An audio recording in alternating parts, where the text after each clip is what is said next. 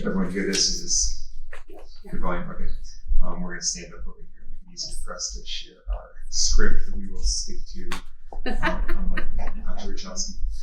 First, we'd like to thank Father Killian for inviting us here tonight. We're really excited to be able to share our story with all of you.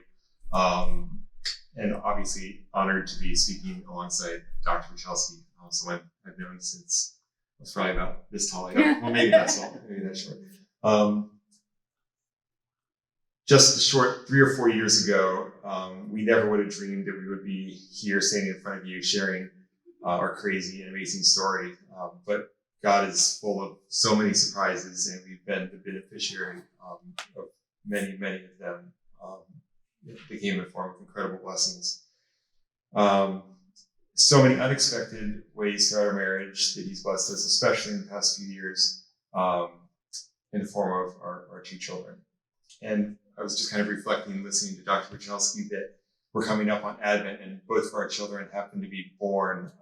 One's at the end of December and one's at the end of January. So at a certain point, we're reliving so many years of not having children, kind of leading up to the Christmas season, and then the last few years of actually having the children or going through the adoption process right around the Christmas season. So it brings back a lot of wonderful memories and sad memories at the same time. So for the majority of our marriage, we struggled with a variety of health issues, me and Michelle, but in this case, infertility, which led us to grow our family through adoption. And there are many misconceptions we feel about infertility and adoption that maybe we can shed some light on with our story tonight. So we figured we'd start off by giving you a little bit of background about us so you can see where we started and the path that we took to get to where we are today. We were married in 2006, right out of college, and I consider ourselves a pretty ordinary young Catholic couple trying to figure out how to be married and live with someone who is almost a polar opposite of yourself.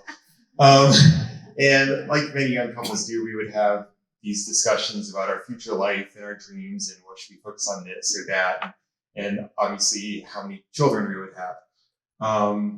And I'm sure God was really laughing at us because we were throwing out some pretty ridiculous numbers. And all of our predictions about where we live, things we would do, were all completely wrong. So at the beginning of our marriage, we kind of took a let's wait and see approach to kids. We weren't really trying, but we weren't really avoiding. But after about a year, without getting pregnant, we realized, maybe we're either not doing something right or something's wrong. So we started kind of some investigation, I'll say. I'm going to apologize now. I'm very allergic today, so sorry about the cough and the sniffles and everything. But so pretty shortly after we got married, I started experiencing a number of odd health issues. And after a few years, as he said, we still hadn't gotten pregnant. So our energy started to shift towards treating and diagnosing the infertility. So at one point, we actually thought I was pregnant because I missed my period. And I kept taking pregnancy test after pregnancy test. They kept coming back negative. I thought maybe I just hadn't waited long enough. And I was extremely nauseous. I was exhausted. I was run down. And there were so many things that were starting to go wrong. And I was like, what is going on? And so we went on for 45 or 50 days and we had to go see the doctor. By the time they finally tested my hormones, they said they were so far off from what they should have been that basically I was experiencing morning sickness or pretty much all day sickness. It was terrible. And as you know, morning sickness stinks. Nausea always stinks. But if you have a baby and you're so excited about this love and this gift of life that you're suffering for, it's so much easier to suffer with grace. It's so much easier to offer it up. When you're just suffering and you feel like there's no point and you don't understand what's going on, it's really hard. The more doctors we saw, the more we realized that something was very wrong. As a woman with infertility, you just feel so terrible that you can't do this completely normal, natural thing that you have always dreamt of and you always expected to do. As a wife, you feel like you're completely letting down your husband, as I'm sure all spouses do. and really holding him back. And hearing about how easy it was for everybody else to get pregnant at the drop of a hat was very difficult. Eventually, and this is interesting that Dr. Wachowski covered all of these health problems, pretty much all of those infertility things that he just mentioned, I had and have. So I had all of it: endometriosis, fibroids, cysts, scar tissue, everything. So eventually I had surgery to remove a ton of endometriosis. And as he said, endometriosis is basically when your body starts growing this toxic tissue inside that had actually strangled all my organs. It wreaks all sorts of havoc, including fibromyalgia I was experiencing, all sorts of things. Once they removed it, my fibromyalgia improved drastically, and I started to feel more like a functional human being in many ways. And my body was under a lot less stress, so I actually got pregnant. So this was a dream come true for us. We were so thrilled. We were excited to tell our families. And then, of course, sadly, God had other plans. And I miscarried during Holy Week of 2011. And I'm a professional singer, and I was supposed to be singing for Holy Week. I was the only professional singer that had been hired. And we hadn't told anybody outside of our families that we were pregnant. So I did not know how to tell this older male director that I wanted to bail on Holy Week because I was in terrible pain. I was grieving. I was bleeding. I was exhausted. And I just really was emotional. I was in bad shape. So, but I just struggled really hard through the Triduum and Easter Masses. And that was the most united to Jesus on the cross that I ever felt in my life. And I remember crying when they read the Passion reading. I'm sure the whole choir was like, this girl's really praying hard. But I was a mess that Good Friday. And our miscarriage was also before we really knew other people who had gone through this. It was also before the age of social media where people would post that they had had a miscarriage. And I know that, I mean, at first that seems a little odd, but to me, I would have loved that opportunity because nobody knows that you're suffering. So you're going through this huge grief. You're expected to just keep going with your life like nothing has happened. You're physically going through a whole bunch of stuff. And, you just have to pretend it didn't happen. And I promise, after years of infertility and desperately desiring children, pretending that it didn't happen and trying to go on with your life only leads to despair. So we weren't doing well. I'll never forget when I went into my doctor to confirm the miscarriage. I was told, "Don't worry, sweetie. Now your body knows how to get pregnant. So it's okay. It'll happen again quickly. Don't worry." And I was like, "Are you serious? I just lost a baby." So it's just not helpful. People say things that really hurt, and it wasn't true. She's getting my hopes up. It really wasn't true. I never got pregnant again. At least not that we know of. Maybe there were some very early miscarriages. But so here's where our experience with IVF comes in. On this whole health and infertility journey, we went to every fertility clinic that we could find. And as soon as we said that we weren't interested in IVF, they said, "Sorry, can't help you." They were not interested in testing my hormones. They were not interested in testing him. They were not interested in doing an ultrasound series to see if I was ovulating or what the problem was. They weren't interested in giving me Clomid. They weren't nothing. They are not fertility clinics. They are IVF money-making machines. And it was very upsetting because they keep advertising as a fertility clinic. So we also found out later that with my health problems, IVF wouldn't have even worked. And we would have paid for this whole thing, but they never looked for the problem. So we would have gone through all of that heartache for nothing. The Catholic doctors we finally ended up working with, on the other hand, went above and beyond. After my first surgery to remove endometriosis, I was told that I had the worst case that doctor had ever seen. And she was unable to remove all of it because she was afraid to touch my intestines. It just wasn't her area of specialty. And so she said it was going to grow back. It was going to spread because she didn't get rid of it all. And I needed to go see a better specialist. So she sent me to the naprotechnology doctors at the Pope Paul VI Institute in Omaha. We would highly recommend a doctor trained in naprotechnology, especially a trained naprosurgical fellow, if you're having more significant issues than what your OBGYN is used to seeing. They were the very first doctors to look at the whole picture and to treat me as an entire person. They were the first ones to solve some non-fertility related issues, like discovering thyroid disease, a gluten allergy, systemic inflammation, treating my hormones, my adrenals, and much, much more. No one else in the fertility world that we saw really cared about any of this stuff, but it does affect your fertility if your body isn't working. So eventually we discovered that chronic Lyme disease had set off a whole series of different problems. They were only getting worse for me. We had to do a number of surgeries over the years. I had weekly doctor's appointments and treatments. I was always sick, exhausted, and in debilitating pain. Daniel was really living up to the in sickness and in health vows, and to the for richer or for poorer, because of course most of what I needed was never covered by insurance, of course.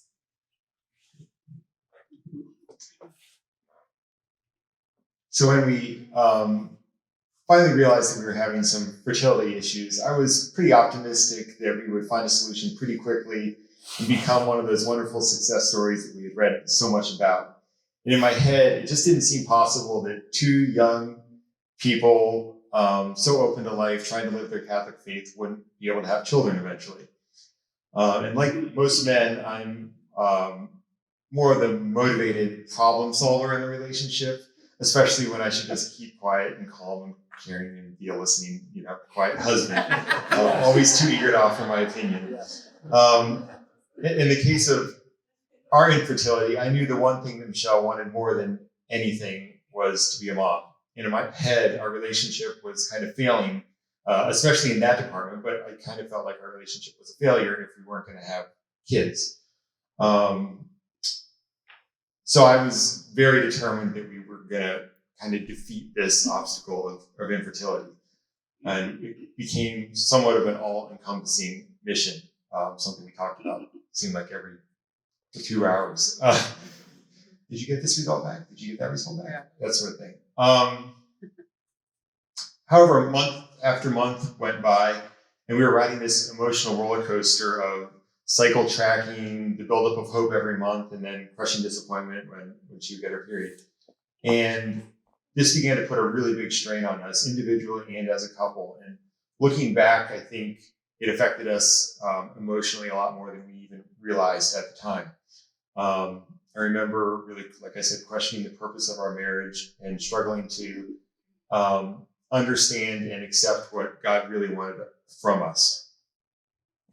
In addition to the struggle inside our home, we were also getting older and being surrounded by more and more of our friends who were getting pregnant at will, having larger and larger families.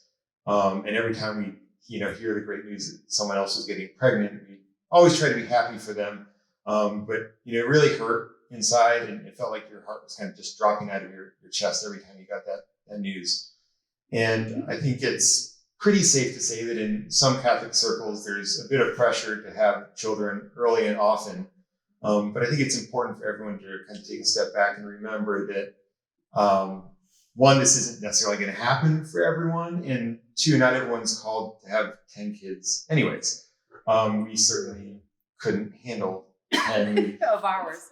I couldn't handle 10 perfectly behaved kids. But I did a really poor job of keeping that in mind. And that really led to a lot of emotional struggles, I think.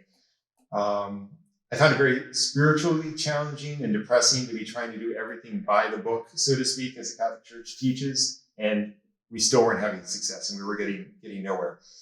And it was very easy for me to play the victim card and just say, woe is me. I certainly had more than my fair share of pity parties. Michelle can attest to that.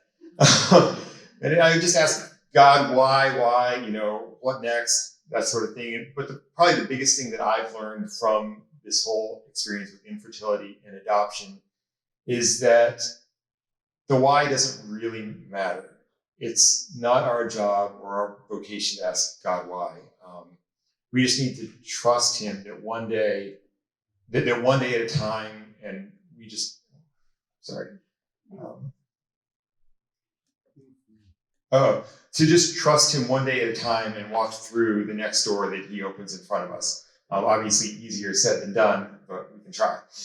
At a certain point, I think I had resigned myself to the fact that we probably just were never going to get pregnant and we would not have children, and we'd be stuck in this endless loop of infertility.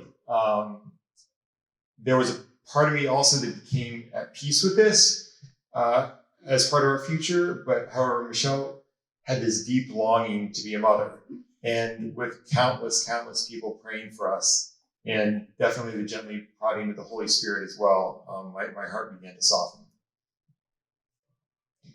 So as we struggled through health problems and suffered through our loss and infertility, we still desperately desired children, as he said.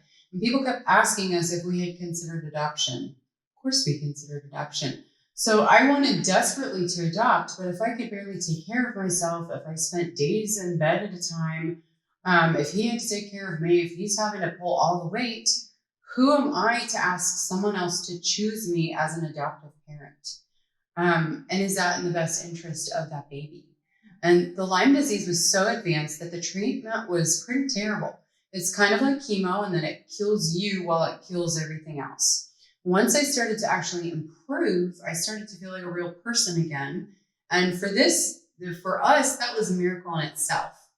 Unfortunately, though, there were systems that were already damaged and we couldn't fix them. That I had it for a very long time before it was diagnosed. For instance, like my heart was getting worse and worse. It was causing a lot of trouble with my breathing, and I would suddenly feel like I was going to collapse when I was singing the psalm, directing the choir, anything with more like a high pressure or anything active. And it was getting worse and worse. Like I wasn't long for this world. I was starting to only say 3 words at a time, and I couldn't breathe. And I'm a professional singer. And so it's very obvious when that happens, the whole choir is looking at you like, are you okay? So how did we end up here? There were some very significant miracles that occurred to get us to this point. A friend invited me to the Order of Malta healing mass. She was a choir member seeing all of this, where the sick would be anointed and prayed over by Bishop Burbage and our diocesan priests. At this point, I really thought all of the suffering was just God's will for me, and that I needed to just pray hard for acceptance of whatever was coming. And during the mass, and after, I really did feel peace, but I didn't really expect to feel anything physically. But the next day, and my cardiologist, they couldn't believe that I was the same person. The week before, I could not stand by myself. I couldn't stay on the elliptical. I was having to do the stress test. I was having a lot of trouble. And when I got back, I was able to walk slowly on the elliptical, and I passed all the heart tests that they were running. And they were like, what did you do? What, do you feel different? And I said, yeah, I do. What did you change? I went to this healing mass yesterday. They prayed over me. They looked at me like I had 2 heads. But I was a little in shock and disbelief myself, and I didn't realize how changed I was. The more that I did, the more I realized. For the first time in a long time, we started to hope maybe something's happening with us. So the second miracle was that Daniel suddenly started opening his heart to adoption. I had wanted to adopt all of my life, but Daniel had never really been open to it. And I will let him tell you about that in a minute. The third miracle took place at another healing mass I heard about. At the first healing mass, Bishop Burbage said something that really struck me. Trust the Holy Spirit. Everyone will be healed of something. You just don't know what that something is, but the Holy Spirit knows what needs to be healed the most. It may not be the physical ailment that you're here to pray for, but he knows that something needs to be changed in your heart. Something needs to be let go. And so I was just like, okay, Holy Spirit, help me.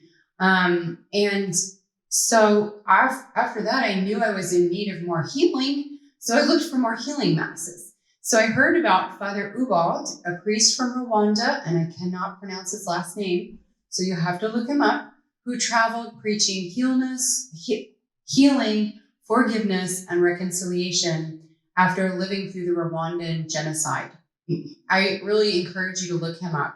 His testimony and his gift of healing were just beautiful to witness. He died during COVID, and people are now actually praying for his intercession.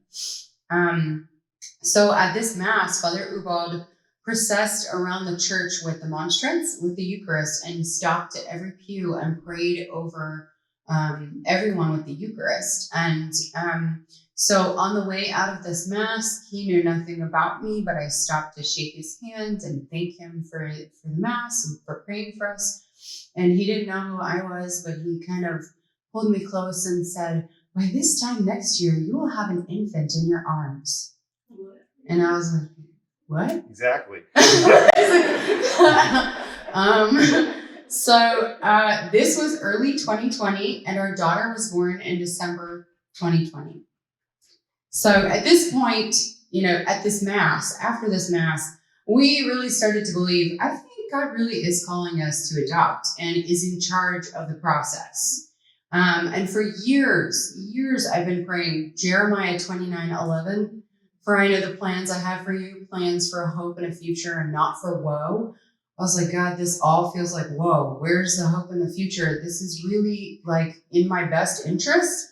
I know intellectually that that's what the Bible says, but knowing it here is a totally different thing. And that's what I started to really feel as God did these things, that he really did have the best plan. So in terms of my adoption conversion, I think honestly the main factor was the years and years of prayers that people had offered for us, honestly. We know probably 500 people, and there are even more than that were probably praying for us throughout our infertility. But I think it's also a great example of how we never know how our prayer requests may be answered. As I'd venture to guess, most people were probably praying for Michelle's health to be improved, and not for my heart to be softened and open to adoption. I think there was a bit of a personal learning process too for me, in patience, one, but also in recognizing when God was closing and opening doors in front of us and how to react to that. And after years of experiencing closing doors in terms of our fertility, it was hard for me to recognize an opening door. But somehow through the prayers and Michelle, I became more and more aware of that small whisper, adoption, in the back of my mind. And for the most part, I'm a pretty, I'd say, calculated, measured personality. And every now and then I can be a little spontaneous, but I really like to kind of think things through. But I remember laying in the dark one night just before we went to sleep, and quietly kind of leaning over towards Michelle and saying, can we talk about something? And she responded with a sleepy, uh-huh. And after taking a moment to get up my courage, I responded, I think we should adopt. This was met with a long silence, and I was half hoping that maybe she'd fall asleep and I could put that toothpaste back in the tube. But she had heard me, and for that point, we were off and running. So I always wanted to adopt in addition to having the biological children I was expecting. Because if we could provide a loving, secure home for children in need, I wanted all the babies. I felt called to do that. And it's more common for women to be open to adoption. I could take any of my friends' babies home right now and love them forever. And I think most of my female friends, when I've talked to them, feel that way. Girls cannot get enough when they're holding that little newborn. And so it's very hard for women to understand. It was very hard for me to understand how he didn't feel like he was going to be able to bond with this beautiful little baby if someone actually picked us. Yeah, so before we kind of had decided to start the adoption process, I definitely had a lot of these types of concerns, including finances, the emotional toll of going through the process. But there were two factors that were probably my biggest stumbling blocks. And the first, like Michelle mentioned, was my concern with being able to bond with someone else's biological child. I always take a little while to make friends and build relationships, and I'm very much of an introvert. And the thought of trying to connect with and raising someone else's child was very scary to me. And I never thought that I would be able to develop that close bond. And there's no going back on an adoption. Once you get that baby, you're in it for the long haul. And I was just terrified that for some reason we wouldn't bond, and it would be just years and years of struggle trying to be a dad when it just didn't feel right to me. Secondly, I'm, like I mentioned, quite introverted, and I've never really liked being the center of attention, especially speaking in front of people. And I was worried about having a child with a completely different temperament, personality, interests, or appearance. And that aspect of everyone's looking at me because of X, Y, and Z was a big factor for me. But it turns out that walking through Home Depot with two little kids steering their shopping cart is a great antidote for my introvertedness, because I get even less attention now with the two little kids in front of me than I ever did before. So thankfully, all of these concerns ended up being unfounded, and I just had to get my brain out of the way and let my heart take over. So once we decided to pursue adoption kind of officially, a pretty uncharacteristic chain of events unfolded in rapid succession for us. We're really not the type of people that kind of just jump. We like to think about things and plan and do our research and make sure that we've thought through every variable and made the right decision for us. But in this instance, it seemed like God was just opening doors right in front of us, and all we had to do was walk through and stuff would just happen. It was almost like he was saying, I've been dropping hints for the past dozen years, and you guys, were just messing around. So here you go, get on the horse. So the first thing we did was reach out to some close friends of ours who adopted, I think they adopted 2 children at this point. One, to share our news because we knew that they would be pretty excited, but also to just ask them, okay, where do we go from here? And as you may be aware, there are hundreds and hundreds of adoption agencies, attorneys, social work groups, online blogs, etc., that you can reach out to. So it can be very intimidating of knowing where to start and what the right choice for you is. But our friends suggested that we talk to a local group of social workers. They're called Sienna Adoption Consultants, and they conduct the state-required home study process to be approved to adopt. And one of their social workers and her husband were kind enough to invite us over to their house for dessert one evening, and they shared their experience with adoption, their adoptive parents themselves, and then also walk us through the process of adoption and how the various avenues can work. And at one point during our visit, the husband, completely unprompted, basically walked through the list of his concerns leading up to adoption, and almost to an item, it was a perfect match of everything that I had been struggling with in my heart. And that really put me at ease. It's like, okay, this guy, he has 3 children. He's been there, done that. I'm just being crazy. So we basically walked away from their house that night, decided, let's just sign up with them and get the ball rolling. But there's still, once you do your home study, you still got to figure out where are we actually going to try to adopt from, like which agency, etc. But Sienna recommended that we talk to a group called Christian Adoption Consultants, or CAC.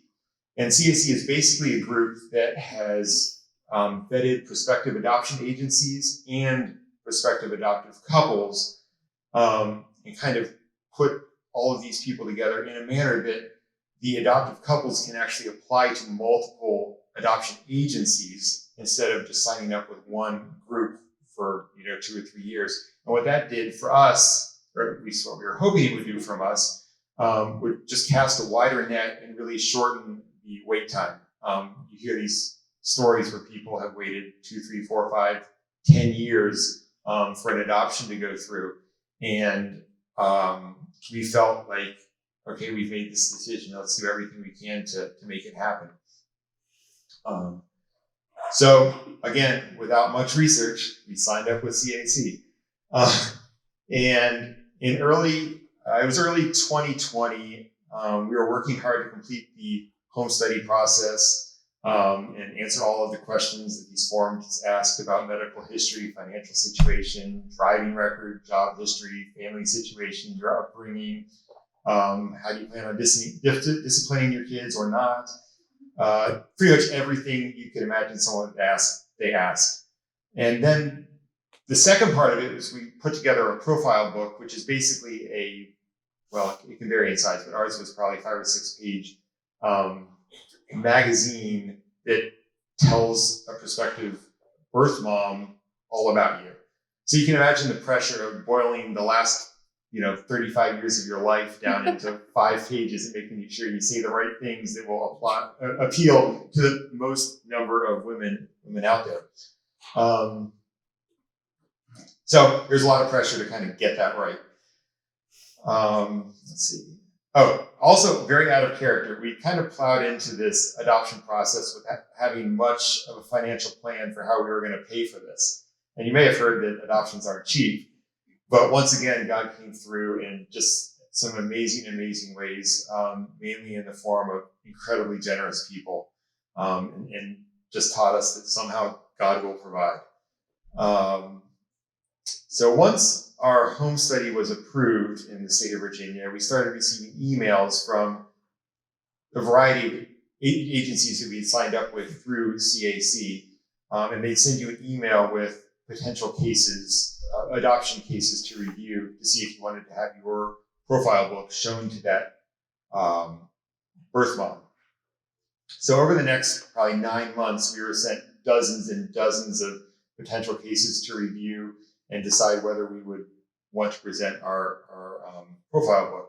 And there are so many variables and intricacies to each one of these potential babies that it's pretty scary, honestly, because you would get these emails from adoption agencies, and some of them would have a pretty good biography of the birth mom and her history and what's their relationship with their family and what do they want out of the adoption process. And then you get other emails that was basically a couple lines of text, like Hispanic baby born or due in July, located in Florida, costs about $40,000. And they would only give you 24 to 72 hours to figure out whether you wanted to present your profile book to these people. So just kind of crazy level of decision that had to be made with all kinds of different levels of information. So in the early stages of this process, we kept passing up on presenting 2 cases based on the cost, which was really upsetting. But we finally ended up presenting our profile to 6 different potential cases over 7 or 8 months before we presented to a woman in Florida named Crystal in August of 2020. We weren't really sure what our chances were, but we knew we at least hit her 2 main criteria: conservative Republicans and hates cats. So we're like, okay, we got that. Allergic to cats. So we weren't really, we didn't know what to expect, but she was due with a baby girl in early January. And we heard back from the agency pretty quickly that she had seen our profile book and wanted to talk to us. So we asked if we could do a video call instead of a phone call, because we thought that would be much easier to see personalities, she could see our emotions, all of that. And the agency said, well, we've never done that before, but we could try if she's okay with it. And she was. So that was great. But you can imagine how nervous we were going into basically the most important interview of our entire lives. and just trying to get picked to raise her child. So we had a video call to meet Crystal and let her get to know us better. Thankfully, she was super easy to talk to because she's pretty much an open book, which is very helpful. Not all birth mothers are like that. Some are very scared and shy and closed off, but we just really lucked out, probably the prayers. By the end of the call, she shared that she was picking us to be her baby's parents, and we burst into tears, both of us. And you would think that bursting into tears in front of somebody you didn't know, you had just met, would be totally awkward, but it just made her so happy. That was exactly what she needed to see. And she knew that her baby was going to be loved and treasured as the precious miracle that she was. And she still brings that interview up every time we see her. You remember how nervous you guys were? And you remember when you burst into tears? And yeah, we do. So I remember finishing this video call and just being like, what? Did that really just happen? Are we going to have a baby? It was just unbelievable. It was so exciting. And so we were able to travel to meet with Crystal a couple times during the pregnancy. The first time was in October, and we got to spend a day with her. We got to take her to one of the ultrasound places to see the baby and hear her heartbeat. And Crystal was so amazing with all of this, and she seemed just as excited for us to become parents as we were. She told us, this is interesting, she told us, I know you will change her name, but I named the baby Mila Sofia. Mila because she thought of her as her miracle baby, and Sofia because she liked something Italian. And Milagros means miracle in Spanish, and it's a very common name in Spanish. So Mila is the more modern version of that. It's also a Marian title in Spain. Mila is Our Lady of Miracles. So now our family has a very big devotion to Our Lady of Miracles. So this little girl was obviously going to be our miracle baby too. So we thought it was a perfect name, and we love the connection to Mary. So we decided to keep the name Mila and add Therese for one of our other favorite saints. And when we told Crystal that we were going to keep the name Mila, she just cried. She was so happy. And we were able to meet with Crystal again over Thanksgiving when we were down in Florida visiting my parents. And just after Christmas, we received a call from Crystal saying that they would probably induce her and we better get on the plane. So she really didn't have any support and had previously asked us to actually be with her during the birth, which was amazing. So we were her people. She did not have people. And so the 2 days in the hospital with her and the baby were just some of the most, important times of our lives. They were amazing. They were really beautiful. But along with that beautiful time we had in the hospital, it also involved one of the most gut-wrenching moments in the adoption process, which was having to say goodbye to Crystal. When it was time for her to go home and leave the hospital. There really isn't anything that kind of prepared us. We didn't really even, think about this beforehand, but nothing could really have prepared us for that moment of having to say goodbye. Neither one of us, her or us, really wanted to do it, but there were a lot of hugs and tears, along with some I love yous and thank you. And, one side of the equation was a couple who had just had 14 years of prayers and dreams answered with a baby. And then on the other side, a woman who had just spent 9 months loving and caring for her miracle baby, who she wanted to keep, but selflessly did what she thought was best for her daughter. But thankfully, we got to stay in Florida for another 2 weeks while the legal process played out. So we were able to get back together with Crystal. We were able to visit and take some photos with her and Mila, which was really cool. So we get back to Virginia, and we're kind of figuring out this whole parenthood thing. And it was probably, April, maybe May, 4 months into being parents. And maybe this was just our brains not working because of sleep deprivation. But we were having so much fun that we kind of decided, well, what the heck, let's do it again. We weren't getting any younger, and we assumed that, maybe this next one could take a lot longer. So at least let's reach out and start the process. We hadn't fully figured out what route we would take, whether we would do CAC again, or whether we would try to do a private adoption, or a variety of different possibilities. But we felt like something was supposed to happen. So we reached out to our social worker again with Sienna and told them that we would like to update our home study in order to prepare for a potential second adoption. And they told us, it's really good that you, and this was in November at this point. They basically told us it's really good thing you reached out now because we have a super long backlog. We definitely can't get to you until next year, maybe February or March. But we had been through the process before and knew that would be fine. We could get started on some of the paperwork, take a more leisurely pace, and hopefully be ready to go when they were their schedule opened up the next year. However, about a week later, we got a call back from that same social worker who informed us that they had a birth mom, Jane, who they thought might be a good match for us. And did we want to present our profile? There were some potential complications with the birth father's consent for this adoption. So Sienna was hoping to find they call this veteran adopted couple who might deal with kind of the ups and downs and twists and turns of the process better than someone that maybe was doing it for the first time. So here we were. Sorry, where are we? Okay. So Jane was a college student who was pregnant with a baby boy due to be born in February of 2022. If you're keeping track, that would make the two kids 13 months apart. And our first thought was, yikes, but it was also, all right, God, here we go. Let's do this.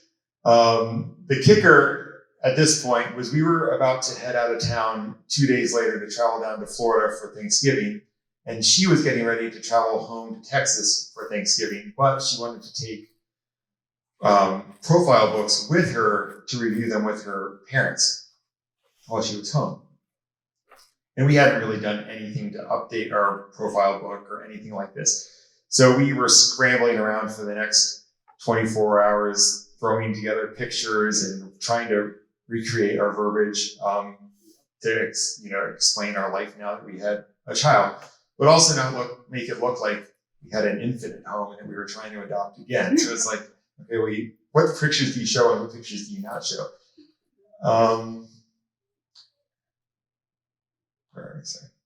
So you drove. Oh yes, basically we ended up driving to our social worker's house at midnight the night before we got on a plane to drop off our profile book. And at the time we didn't know it, but after briefly reviewing our profile book, she had basically picked us. But really just wanted to discuss it with her family to be sure of her decision. And one reason for her decision was a pretty small, I wouldn't say pretty small miracle, but another small miracle at this point. Michelle, being a musician, has written every single letter that we've written to birth moms on her music stationery. And it just so happened that when Jane opened the letter, it was the feast of Saint Cecilia, the patron saint of music. And she took that as a sign that these people must be it. Mm-hmm. So it was a pretty anxious and nervous vacation for us at her family's house, waiting for any update from the social worker. But soon after we returned from vacation, we found out that Jane did want to meet with us in person. So it all seemed to happen in a whirlwind, and suddenly we're driving to meet her, and we had this crazy thought. Can you imagine if she actually picks us and we have a baby boy in 2 months and we don't have any boy names? And so I've always liked the archangel names, but we have so many friends with Gabriels and Michaels. So I said, what about Raphael? Let's name him Raphael. And Daniel said it wasn't his favorite name, but we could keep it on the list and he would see. But this was all crazy talk at this point. Could not believe we were discussing baby names on the way to meet with a possible birth mother. So instead of getting our hopes up and counting our chickens, we decided to pray the surrender novena, which I would highly recommend. It has been invaluable during this process.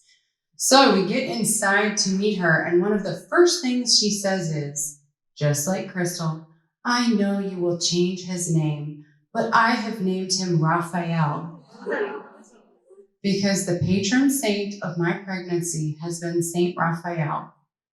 Instantly, I got goosebumps. I started crying like right now. And I told her that we were just talking about baby boy names. And if we got picked for some crazy reason, I thought of Raphael. And she got very teary too. She was shocked. And then she said, Saint Raphael has really helped me heal and make this decision. Saint Raphael and the Surrender Novena. I pray it every day. And we were like, what? I pray that a lot. We prayed it on the way here. So it was crazy. Anyway, we thought it went really well. And that God was giving us all of these signs, but we didn't know that she had actually officially chosen us. So she asked us to meet her parents to make sure that her parents approved, which was very terrifying. But we really liked them, and we thought that meeting went well too. So finally, she officially told us that she wanted us to be his parents, and we all cried. So I got to go to the doctor. I got to go to a lot of the doctor appointments with her after that. And we would take her out to lunch afterwards. And it was great getting to know her, for her to get to know us, and for her to see us with Mila. And she just became more and more comfortable with her decision because of that time together. And since her mom was planning to come for the birth, we weren't going to be in the room this time, but we were hopeful that we would be given a room near her like we were in Florida. Unfortunately, Fair Oaks Hospital was not adoption friendly at all, and we had a terrible experience with them. So they wouldn't let us in, even when he ended up in the NICU for a few days, and Jane was recovering from emergency C-section, so she couldn't be in the NICU. They still wouldn't let us in to be with our baby. They thought we were pressuring this young girl to make this decision, and they wanted to keep us as far away from her as possible until they were sure that Jane was really committed to this adoption plan that she had written. It was very frustrating because in Florida, some nurses treated Crystal poorly, and they just kind of talked down to her, but they also tried to keep her away from Mila because they assumed that if she spent time with Mila, she would change her mind. So they were like, give them their baby. When she just needed a little time to treasure with her daughter and time to grieve. And in Virginia, they acted like we were manipulating Jane, and they weren't keeping us in the loop on Raphael's health or procedures he was having or anything. We had to hear everything secondhand through an exhausted teenager who didn't think to ask the questions that an adult or parents would ask.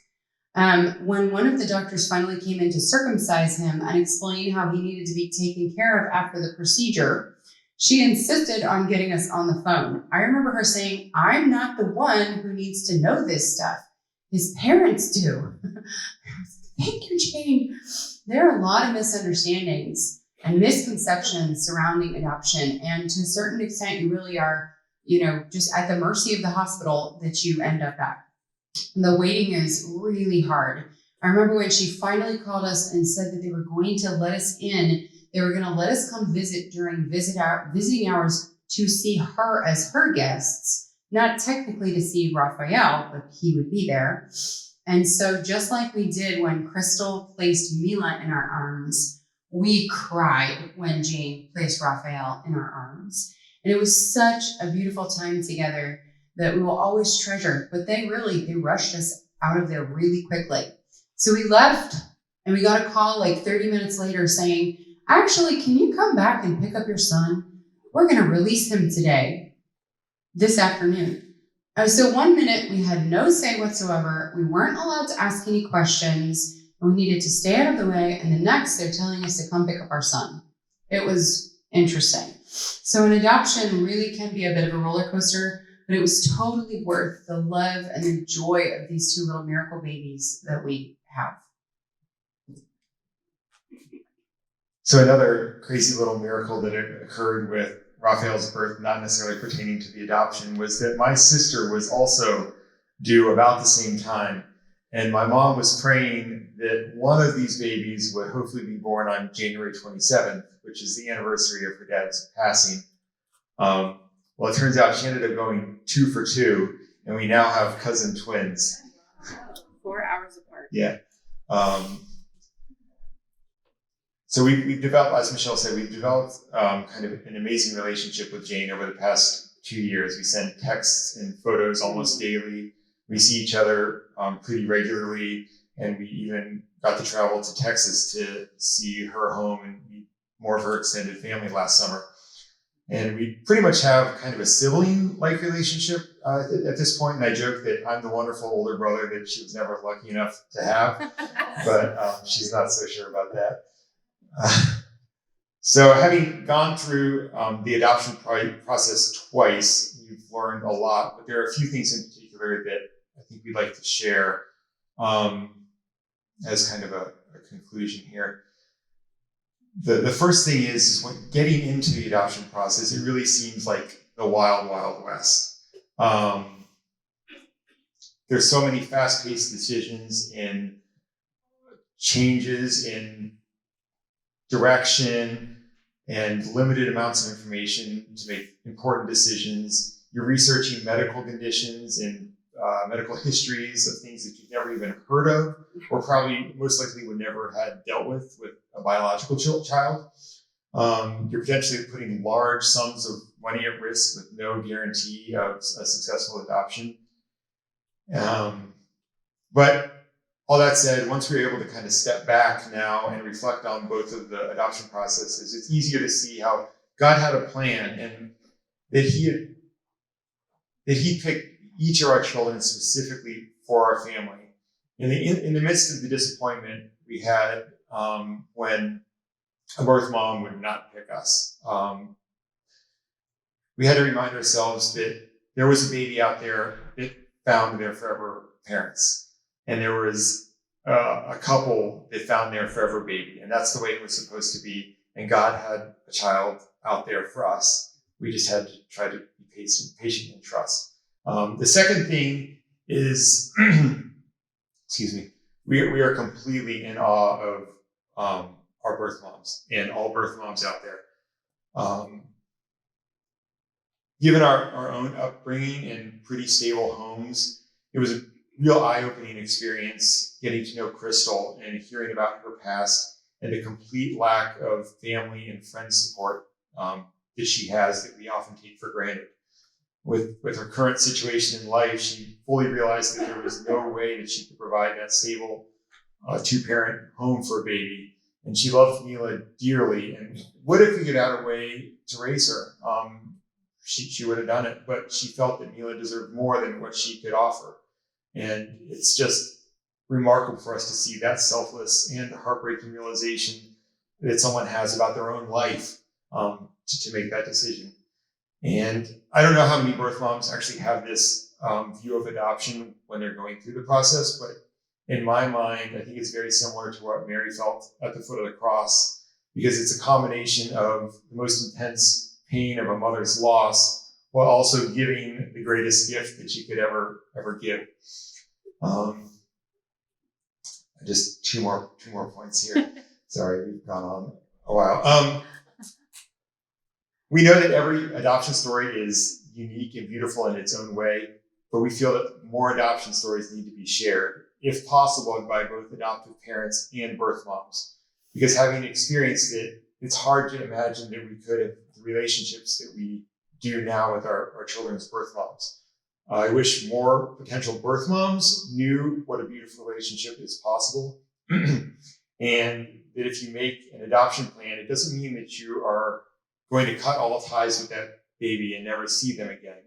There are beautiful stories that can develop after the initial adoption.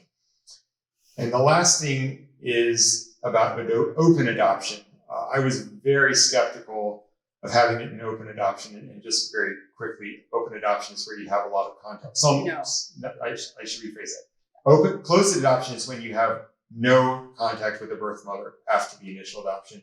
Open adoption is when you have some level of contact after the adoption. It can be very little, it can be a lot. But I was terrified of having an open adoption. But now that we have 2 open adoptions, I would not have it any other way. And all of the research that we've read shows that open adoptions provide the child with a better sense of belonging and an understanding of who they are and where they've come from. And we're blessed to be able to see their birth moms, to share stories, to let them play with the kids. And technology makes it very easy to be able to share photos and videos of our joys and trials of parenting. And hopefully they can see that the kids are mostly well-fed, sometimes clothed, but always very loved. So in conclusion, you can probably see that, the lies that society tells us about IVF can be very appealing. They were to us, I understand, but God has a plan, and it is so much more beautiful and complete. And I'm just thinking of something that Jane used to say: God wouldn't give you gold God wouldn't put out gold to give you silver. Do you remember what that was like? She just had such a great perspective on it. God can give you gold. And so we would encourage anybody that might be considering adoption, or if you have someone that's considering adoption, to just take that first step and don't be afraid of what doors God may open in your path. And we'd be happy to speak to anybody privately if you want about anything we've covered. Thank you so much for coming out to join us tonight and listening to us. And to Dr. Bruchalski, it was wonderful to speak with him and to learn from him. And please keep all those who are in the middle of infertility or the adoption process in your prayers. Thanks so much.